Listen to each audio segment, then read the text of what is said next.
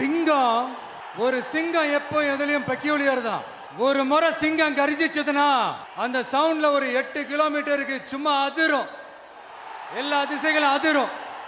அப்படிப்பட்ட அந்த சிங்கம் வேட்டைக்கு மட்டும்தான் வெளியில வரும், வேடிக்கை பார்க்கறதுக்கெல்லாம் வெளியில வராது.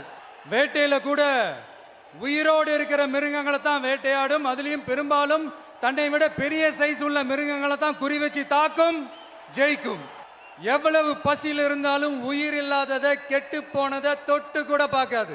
அப்படிப்பட்ட அந்த சிங்கம் அவ்வளவு ஈஸியா எதையும் தொடாது, தொட்டா விடாது.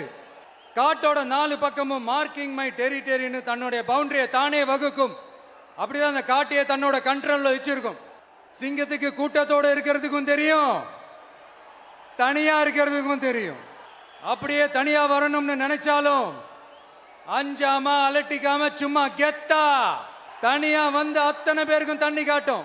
எப்போ எதுலயும் தன்னோட தனித்தன்மையை இழக்கவே இழக்காது. Yes, a lion is always a lion.